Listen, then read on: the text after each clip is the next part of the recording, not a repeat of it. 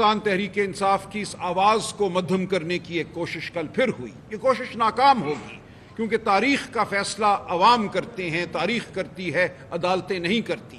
پاکستان کی تاریخ کے بہت سے فیصلے ہیں جہاں بظاہر جمہوریت کے لیے لڑنے والا ہارا. مولوی تمیز الدین کا مقدمہ ہمارے سامنے ہے 1954-1955 کا، جب اس اسمبلی کو 1954 میں غیر قانونی طور پہ تحلیل کیا گیا. جب آئین بننے کو تھا 2 دن بعد اسمبلی کا سیشن تھا جس میں آئین پاکستان کو منظور کیا جانا تھا. 2 دن پہلے گورنر جنرل نے اسمبلی تحلیل کر دی. معاملہ عدالتوں میں گیا. سندھ ہائی کورٹ میں جسٹس آرچسن جو ایک انگریز کے زمانے کا جج موجود تھا، اس نے انصاف کیا اور اس نے کہا یہ اسمبلی کی تحلیل غلط تھی. جب معاملہ فیڈرل کورٹ سپریم کورٹ میں آتا ہے تو اس کو بدل دیا جاتا ہے اکثر، اور کہا جاتا ہے کہ اسمبلی کی تحلیل کو ہم نہیں چھیڑیں گے. اور اس اسمبلی کی تحلیل کی وجہ سے پاکستان دہائیوں پیچھے چلا جاتا ہے. اس دن کو آج دن تک کہا جاتا ہے پاکستان میں جمہوریت کے قتل کا دن. وہ فیصلہ بظاہر مولوی تمیز الدین کے خلاف ہوا، وہ مقدمہ بظاہر مولوی تمیز الدین ہار گیا، لیکن مولوی تمیز الدین ہماری تاریخ کا ایک امر کردار ہے، ایک تابندہ کردار ہے. اس فیصلے میں جیتنے والے نیست و نابود ہو گئے. تاریخ کے حاشیوں میں ایک بدنما دھبا بھی ان کے نام کے ساتھ نہیں ہے. وہ کہاں گئے وہ لوگ؟ آج جس نام کو ہم یاد رکھتے ہیں وہ جمہوریت کے لیے، آئین کے لیے لڑنے والے کو یاد رکھتے ہیں، اگرچہ فیصلہ اس کے خلاف ہوا تھا. کل بھی ایک ایسا ہی دن تھا. ہم نے آئین کے لیے، قانون کے لیے، جمہوریت کے لیے جنگ لڑی. یہ جنگ ہم لڑتے رہیں گے. ہم ہرگز نہیں ہارے. پاکستان میں ہم جمہوریت کو نہیں ہارنے دیں گے. کل جو بھی فیصلہ ہوا، جو بھی یہ سمجھتا ہے اس کی فتح ہوئی، تاریخ میں وہ ناکام ہوا. اس کے حصے صرف بدنامی آئے گی، اس کے حصے صرف لعنت آئے گی. آپ دیکھیں گے کہ یہ دن تاریخ میں اجاگر ہوگا ایک بار پھر. جس طرح مولوی تمیز الدین کے فیصلے کا دن ہم آج دن تک یاد رکھتے ہیں. پاکستان میں جمہوریت کی بقا کے لیے جد و جہد کے حوالے سے وہ دن ایک درخشاں دن ہے. کل کا دن بھی یاد رکھا جائے گا کہ جمہوریت پر حملہ ہوا، لیکن جمہوریت پسندوں نے، انسان دوستوں نے، غریب دوستوں نے اپنی تگ و دو ختم نہیں کی. ہم جمہوریت کے لیے کھڑے رہے اور ہم لڑتے رہے. اسی لیے آج ہم آپ کے سامنے حاضر ہوئے ہیں اور حاضر ہوتے رہیں گے اور پاکستان کے عوام کے سامنے حاضر ہوتے رہیں گے. مجھے مختصراً یہ بتانے دیجئے کہ یہ مقدمہ تھا کیا، ہوا کیا. آپ سب کو یاد ہے 8 فروری 2024 کوئی بہت ماضی کی بات نہیں ہے. وہ الیکشن کس طرح لڑا گیا، کس طرح P T I Pakistan Tehreek Insaf کو اس الیکشن سے باہر رکھنے کی ہر ممکن کوشش کی گئی. ایک ادارے کی طرف سے نہیں، پورے نظام نے کوشش کی کہ پی ٹی آئی کو الیکشن میں حصہ نہ لینے دیا جائے، اور اگر حصہ لیتی ہے تو اس کے ووٹروں کو دھمکایا جائے، اس کے سپورٹروں کو دھمکایا جائے، اور اس کے بعد بھی اگر یہ جیت جاتی ہے تو جو رزلٹ ہے اس کو تبدیل کیا جائے. یہ سب ہم نے دیکھا. اس سب کے آپ، میں، ہم عینی گواہ ہیں. ہمارے مقدمے چاہے عدالتوں میں چلے نہ چلے، ہم نے پٹیشنیں کی ہوئی ہیں اس دن سے، وہ 1 انچ آگے نہیں بڑھ رہی، اور اگر بڑھتی ہیں تو ان کو اس بات پہ ڈسمس کر دیا جاتا ہے کہ اوتھ کمشنر کا دستخط مدھم ہے، اس لیے تمہاری پٹیشن نہیں سنی جائے گی. تو جمہوریت کے خلاف جو اس ملک میں بند باندھے گئے ہیں وہ اس وقت موجود ہیں. ہم نے ان کے خلاف جد و جہد کرنی ہے. ان رکاوٹوں کو ہم نے گرانا ہے. اور ہوا یہی. 8 فروری سے پہلے الیکشن کمیشن نے یہ کہا کہ پی ٹی آئی چونکہ اپنا انٹرا پارٹی الیکشن، اندرونی الیکشن جو کہ تمام جماعتیں کراتی ہیں، ایک ہال میں بیٹھتی ہیں، الیکشن ہوتا ہے اور ایک سرٹیفکیٹ چلا جاتا ہے، پی ٹی آئی نے ایک بہت بہتر الیکشن کرایا، اس کو نہیں مانا گیا. اور اس کے نتیجے میں یہ کہا گیا کہ اب پی ٹی آئی کو نہ صرف یہ کہ الیکشن سمبل نہیں ملے گا، انتخابی نشان نہیں ملے گا، اس سے بڑھ کر پی ٹی آئی کو بطور سیاسی جماعت تسلیم ہی نہیں کیا جائے گا. یہ پہلی اور سب سے بڑی غلطی تھی. آئین کے خلاف آئین کے خلاف یہ ایک عمل تھا.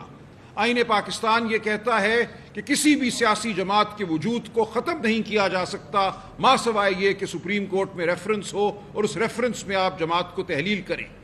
سمبل نہ دینے سے، انتخابی نشان نہ دینے سے پی ٹی آئی بطور جماعت موجود تھی، موجود رہی، لیکن اس کے وجود کو الیکشن کمیشن نے تسلیم نہیں کیا. ہم جب کاغذات نامزدگی داخل کرانے جاتے تھے تو آرو حضرات ہمیں یہ کہتے تھے پی ٹی آئی کا ذکر نکال دو، پی ٹی آئی سے اپنی جو تمہاری افیلیشن ہے، جو تمہاری مناسبت ہے، اس کو ختم کر دو، ورنہ تمہارے کاغذات قبول نہیں کیے جائیں گے. اور ایسا ہی ہوا. بہت سے دوستوں نے، بہت سے کینڈیڈیٹس نے یہی کیا کہ اپنے کاغذات نامزدگی میں پی ٹی آئی کا ذکر نہیں کیا. کچھ نے پھر بھی کیا. لیکن یہ ایک ایسی صورتحال تھی جو بے یقینی کی صورتحال تھی، اور یہ بے یقینی مکمل طور پہ الیکشن کمیشن کے فیصلوں اور ان کے رولز کی وجہ سے پیدا ہوئی جو کہ غیر آئینی تھے۔ اس کے بعد جب خواتین اور غیر مسلم دوستوں کی لسٹیں جمع کرانے کا مرحلہ آیا تو پھر یہی کہا گیا کہ ہم پی ٹی آئی کی جانب سے لسٹیں نہیں لیں گے۔ ہمیں ہائی کورٹ جانا پڑا یہاں پنجاب میں، اور عدالتوں سے فیصلے لے کر ہم نے پی ٹی آئی کی جانب سے خواتین اور غیر مسلموں کی مخصوص نشستوں کے لیے لسٹیں جمع کرائیں۔ یہ سب ہو جاتا ہے۔ پھر آپ نے دیکھا پشاور ہائی کورٹ ہمارے حق میں فیصلہ کرتا ہے۔ پشاور ہائی کورٹ یہ کہتا ہے کہ پی ٹی آئی جماعت ہے، پی ٹی آئی کو الیکشن سمبل بھی دو۔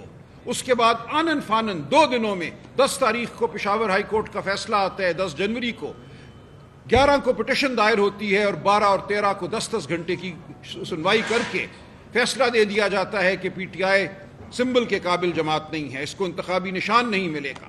اور جو الیکشن کمیشن کے فیصلے تھے ان کے خلاف جب ہم ہائی کورٹ میں گئے، میں نے ذاتی طور پر پٹیشن دائر کی اور کہا یہ سب غیر آئینی ہے۔ فارم 33 جس میں امیدوار کا نام اور اس کی پارٹی دی جاتی ہے، اس میں 14 جنوری کو ہم سب کو آزاد قرار دیا گیا۔ اس کے خلاف ہم عدالت میں گئے، عدالت نے ہمارا مقدمہ سننے سے انکار کر دیا۔ لاہور ہائی کورٹ نے کہا آپ الیکشن کمیشن جائیے۔ ہم اس فیصلے کے خلاف سپریم کورٹ گئے، 2 دفعہ پٹیشن میں نے خود فائل کی، دونوں دفعہ واپس کر دی گئی کہ یہ ہم پٹیشن اس قابل نہیں سمجھتے کہ اس کو سنیں۔ تو ہمیں باہر رکھا گیا، ہر سطح پہ ہمیں باہر رکھا گیا۔ جب ہم نے دروازہ کھٹکھٹایا عدالت کا تو عدالت نے ہمارے منہ پہ وہ دروازہ دے مارا۔ ان تمام حالات میں 8 فروری کو تمام مشکلات کے باوجود پی ٹی آئی کے امیدوار ملک کی سب سے بڑی اکثریت لے کر پارلیمان میں نمودار ہوتے ہیں۔ ہمیں یہ کہا گیا کہ آپ چونکہ آزاد ہیں اس لیے 3 دن میں آپ کو کوئی جماعت اب جوائن کرنا ہے، کسی جماعت میں شمولیت اختیار کرنی ہے، ہم آپ کو پی ٹی آئی نہیں مانتے۔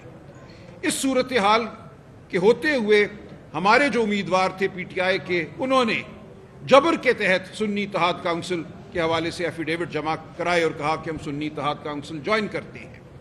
اور اس لیے یہ کیا گیا کہ 2018 کے الیکشن میں بلوچستان عوامی پارٹی کی کوئی نشست نہیں تھی کے پی اسمبلی میں، آزاد امیدواران نے اس پارٹی کو جوائن کیا اور اس کو نشستیں دی گئیں، مخصوص نشستیں خواتین کی اور غیر مسلموں کی بلوچستان عوامی پارٹی کو دی گئیں، اس کے باوجود کہ اس پارٹی نے الیکشن سے پہلے کوئی لسٹ جمع نہیں کرائی تھی۔ تو اس مثال کی بنیاد پر ہم نے بھی یہی کیا، سنی اتحاد کونسل جوائن کی، اور ہم نے کہا کہ اب ہمیں مخصوص نشستیں دی جائیں۔ ہمیں مخصوص نشستیں نہیں دی الیکشن کمیشن نے، اس کے خلاف ہم پشاور ہائی کورٹ گئے۔ پشاور ہائی کورٹ نے الیکشن کمیشن کا فیصلہ بحال رکھا۔ اس کے خلاف ہم سپریم کورٹ آئے، اور سپریم کورٹ نے 8 جولائی 2024 کو ایک تاریخی فیصلہ دیا جس میں 8 جج صاحبان کی اکثریت نے 13 ممبر بینچ میں یہ کہا کہ ہمیں حقیقت کا ادراک کرنا ہے۔ سن لیجئے یہ فیصلہ کیا تھا 12 جولائی 2024 کا جس کو کل رد کیا گیا ہے۔ یہ پاکستان کی تاریخ کا ایک اہم ترین فیصلہ تھا۔